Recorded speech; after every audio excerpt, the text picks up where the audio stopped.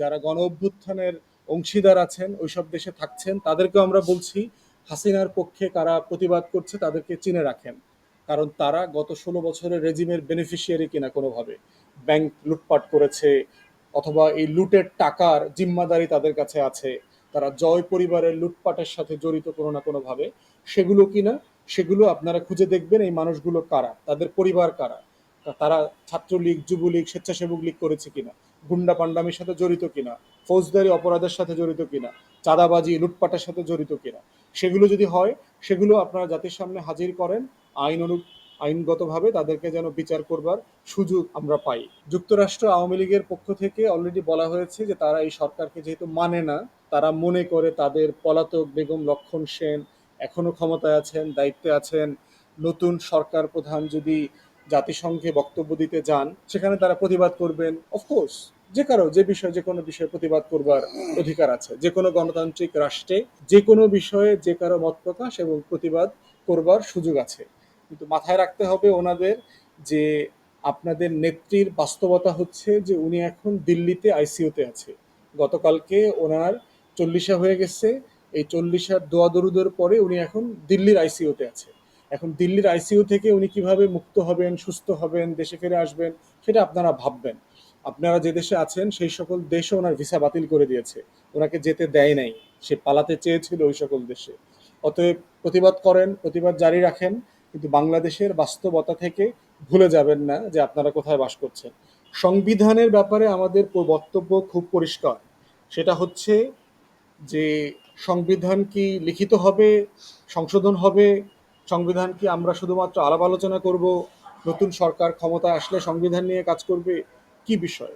আমার বক্তব্য হচ্ছে যে বাংলাদেশের বর্তমান সংবিধানকে আমি ভালো সংবিধান মনে করি না। এ ব্যাপারে আমি ইতিমধ্যে অনেকবার কথা বলেছি।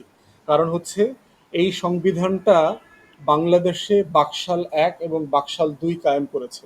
এই সংবিধানের মাধ্যমেই শেখ মুজিব একটা দৈত্য শাসকে পরিণত হয়েছে। বাংলাদেশের ইতিহাসের সবচেয়ে জনপ্রিয় রাজনীতিবিদ, তাকে খুব নির্লজ্জভাবে যেভাবে ক্ষমতার অপব্যবহার করেছেন, খুবই হিংস্র মর্মান্তিকভাবে তাকে দুনিয়া থেকে বিদায় নিতে হয়েছে। অতএব এই সংবিধানটা অলরেডি অপ্রাসঙ্গিক হয়ে গেছে। এই সংবিধান স্বৈরশাসকের জন্ম দিয়েছে, এরশাদের মতো জাতীয় পার্টির মতো, যারা 9 বছর দিল্লির সহায়তায় বাংলাদেশে শোষণ শাসন করেছে। এই সংবিধান শেখ হাসিনার 16 বছরের স্বৈর শাসন এবং ফ্যাসিবাদী শাসনের জন্ম। জুলাই রেভলিউশনের সব থেকে মহৎ দিকটা হলো এই রেভলিউশন আমাদের ছাত্র জনতা নিজেরা করেছে। এই রেভলিউশনের পিছনে বিদেশি কোনো সাহায্যের কোনো হীনমন্যতা নাই। আমাদের 1971 সালের যে মুক্তিযুদ্ধ, সেই মুক্তিযুদ্ধে ইতিহাস বর্ণনাতেই জাতির মধ্যে এক হীনমন্যতা ঢুকিয়ে দেওয়া হয়েছে যে ভারত আমাদেরকে স্বাধীন করে দিয়েছে। এবং এই হীনমন্যতা ঢুকিয়ে দেওয়ার কারণেই আজ 53 বছরেও বাংলাদেশ প্রকৃত স্বাধীনতা অর্জন করতে পারে নাই। কারণ প্রতি মুহূর্তে আমাদেরকে শোনানো হয়েছে আমরা ভারতের প্রতি কৃতজ্ঞ এবং এই কৃতজ্ঞতার ঋণ প্রজন্মের পর প্রজন্ম শোধ করতে পারবে না। তো একটা জাতি যখন জন্ম লগ্নে এই ইতিহাস শেখে যে আমরা আমাদের স্বাধীনতার জন্য আরেকটি রাষ্ট্রের প্রতি কৃতজ্ঞ এবং এই কৃতজ্ঞ আমাদের উত্তরসূরিদেরও জন্মের পর জন্ম শোধ দিয়ে যেতে হবে, সেই জাতি কোনোদিন কোমর সোজা করে দাঁড়াতে পারবে না। বাংলাদেশের ক্ষেত্রে তাই করা হয়েছিল। এবং এই যে মিথ যে বিদেশি শক্তির সাহায্য ছাড়া আমরা আমাদের স্বাধীনতা অর্জন করতে পারি না, সেই মিথটাকে ভেঙে দিয়েছে বাংলাদেশের তরুণ ছাত্র জনতা। I salute them. এই কারণে যত ষড়যন্ত্র হোক না কেন, ইনশাআল্লাহ আমরা সাকসেসফুলি, আমি আশাবাদী যে আমরা সাকসেসফুলি সেই সব ষড়যন্ত্র মোকাবেলা করে আমাদের এবারের স্বাধীনতা আমরা রক্ষা করতে পারব। স্বাধীনতা রক্ষা করবার উপায়ের মধ্যে একটি উপায় আপনারা অনেক আলোচনা করেছেন, যেটা একতার কথা বলেছেন, যে ঐক্যবদ্ধ থাকতে হবে আমাদেরকে। কাজেই অনেক কথা বলা হয়েছে, আমি ওই দিকে যাচ্ছি না। আরেকটি দিক আছে স্বাধীনতা রক্ষা করবার জন্য, সেটা হচ্ছে আপনার একটা জিওপলিটিক্যাল স্ট্র্যাটেজি থাকতে হবে। কারণ ঐক্যবদ্ধতার সাথে আমার যদি জিওপলিটিক্যাল স্ট্র্যাটেজি না থাকে, সঠিক স্ট্র্যাটেজি না থাকে, তাহলে স্বাধীনতা রক্ষা করা। এবং সেই জিওপলিটিক্যাল স্ট্র্যাটেজি আমাদের মতো রাষ্ট্রের, এই রাষ্ট্রের প্রধান শক্তি কি? প্রধান শক্তি হচ্ছে 18 কোটি মানুষ। এটা হচ্ছে আমাদের প্রধান শক্তি। আমরা সামরিক দিক দিয়ে শক্তিশালী নই, রিসোর্সও আমাদের এমন কিছু নেই। আল্লাহ আমাদেরকে খুব ফার্টাইল ল্যান্ড দিয়েছেন, আমাদের জমি খুব উর্বর, এটা একটা বিশাল আল্লাহর নিয়ামত। আল্লাহ আমাদেরকে সুইট ওয়াটার দিয়েছেন, এটাও একটা বিশাল নিয়ামত। এই নিয়ামতগুলি আমরা বুঝি না। সুইট ওয়াটারের নিয়ামতটা তো আমরা অনেকেই বুঝি না, যে এটা একটা কি বিশাল নিয়ামত আমাদের। তো এই নিয়ামত দিয়েছেন, তারপরেও সামরিক শক্তির দিক দিয়ে আমরা লিমিটেড। তো সেখানে আমাদের বড় শক্তি হচ্ছে 18 কোটি জনগোষ্ঠী। তো এই 18 কোটি জনগোষ্ঠীর বিষয়ে আমার কিছু প্রস্তাব এর আগে দু একটা বক্তৃতায় আমি বলেছি। যেমন আমি কম্পালসারি মিলিটারি ট্রেনিং এর কথা বলেছি, যে এটা যদি দেয়া যায় তাহলে আমাদের 18 কোটি একটা যদি আমরা মিলিটারাইজড সোসাইটি গড়ে তুলতে পারি, তাহলে আমরা ওসল্যান্ডের সাথে লড়াইটা আরো কার্যকর হয়ে করতে পারবো।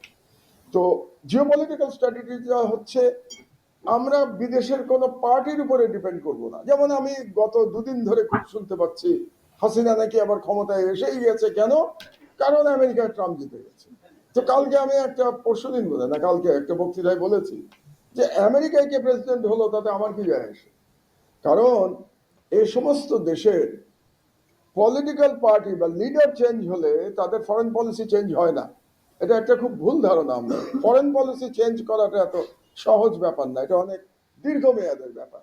এবং ফরেন পলিসিতে শুধু একজন ব্যক্তির উপরে ডিপেন্ড করে না, এটা ডিপেন্ড করে ডিপ স্টেটের উপরে, তাদের গ্লোবাল স্ট্র্যাটেজির উপরে। এবং এগুলো নিয়ে অনেক গবেষণা হয়, চেঞ্জ করতে হলেও 10 বছর সময় লাগে। যেমন ধরেন বাংলাদেশ নিয়ে বুশ জুনিয়রের যে পলিসি ছিল, তারপরে তো 8 বছর ওবামা ছিল, ওবামা প্রশাসন ক্ষমতায় ছিল, তাদের কি কোনো চেঞ্জ হয়েছিল? হয় না। তারাও তো হাসিনাকে সাপোর্ট করেছে। এবং আমরা জানি 2014 সালে কিভাবে আমেরিকা মেনে নিয়েছে এই একদলীয় নির্বাচন, 2018 নির্বাচন, মধ্যরাতের নির্বাচন মেনে নিয়েছে। এবারের নির্বাচন যেটা ডামি নির্বাচন, সেটাও তো আমেরিকা মেনে নিয়েছিল। কিন্তু সরকার তো আমেরিকা চেঞ্জ হয়েছে। তাতে কি আমেরিকান পলিসি চেঞ্জ হয়েছে সাউথ এশিয়াতে? হয় নাই। 2014 সালে আমি তখন জেলে, খুব আনন্দ দেখলাম জেলে বন্দি বিরোধী দলের নেতাদের মধ্যে যে মোদি জিতে গেছে, এবার বাংলাদেশের রাজনীতি পরিবর্তন হয়ে যাবে। কারণ শেখ হাসিনার সাথে বা আওয়ামী লীগের সাথে কংগ্রেসের ঐতিহাসিক সম্পর্ক ট্রু। কিন্তু মোদি চেঞ্জ হওয়ার পরে কি ভারতের পররাষ্ট্র নীতির বিন্দুমাত্র পরিবর্তন হয়েছে? বাংলাদেশ সম্পর্কে হয় নাই। বিকজ এই পররাষ্ট্র নীতি, যেটা হেজেমনিক ফরেন পলিসি ইন্ডিয়ার, যে সাউথ এশিয়ার প্রত্যেকটা দেশকে তারা নিয়ন্ত্রণ করবে, এই পলিসি 1947 থেকে তারা ফলো করছে, irrespective of the ruler in Delhi. দিল্লিতে কে আছে কে নাই সেটা বড় কথা না, তাদের পলিসি হচ্ছে যে সাউথ এশিয়াতে একটা সাবসিস্টেম তৈরি করা হবে, সেই সিস্টেমে নিরঙ্কুশ আধিপত্য করবে ভারত। এই হচ্ছে ভারতীয় পলিসি। কাজেই ওখানে মোদি আসলো নাকি আবার নতুন করে রাহুল গান্ধী আসবে, এতে তাদের পলিসির কোনো পরিবর্তন হবে না, আপনারা এটা লিখে রাখতে পারেন। কাজেই আমাদের ওদিক দিয়ে তাকিয়ে কোনো লাভ নাই যে ভারতে কে ইলেকশনে জিতলো, আমেরিকায় কে ইলেকশনে জিতলো। আমাদের একটা জিওপলিটিক্যাল স্ট্র্যাটেজি করতে হবে ব্যালেন্সিং অ্যাক্টের উপরে। তার মানে আমাদের একটা পরাশক্তিকে আর একটা পরাশক্তি দিয়ে আমাকে ব্যালেন্স করতে হবে, যেটা সাকসেসফুলি সাউথ এশিয়াতে একটা দেশ করেছে, সেটা হলো নেপাল। নেপাল আপনারা জানেন যে এটা হিন্দু সংখ্যাগরিষ্ঠ রাষ্ট্র, কিন্তু তারপরেও তারা কিন্তু ভারতীয় হেজেমনির কাছে নথি স্বীকার করেন নাই, কারণ তারা চায়না এবং ইন্ডিয়ার মধ্যে একটা ব্যালেন্সিং করতে পেরেছে। যদিও নেপালের কিন্তু আমাদের থেকে অনেক সমস্যা, because they are a landlock country, এবং ভারত অনেকবার নেপালের উপরে ল্যান্ড অবরোধ দিয়েছে, কংগ্রেস আমলেও দিয়েছে, রাজীব গান্ধীর আমলে, এবং মোদির আমলে 2016 সালে দিয়েছে। তারপরেও তারা কিন্তু সারেন্ডার করে নাই। তারা they have followed a balancing act in the foreign policy. তা আমাদেরও সরকার যেই আসুক না কেন, বর্তমান সরকার বলি আর পরবর্তীতে ইলেকশনের পরে যে সরকার আসবে তাদের কথাই বলি, তাদেরকে একটা জিওপলিটিক্যাল স্ট্র্যাটেজি করতে হবে on the balancing of foreign powers এর মাধ্যমে, এবং আমাদের ন্যাশনাল ইউনিটির মাধ্যমে।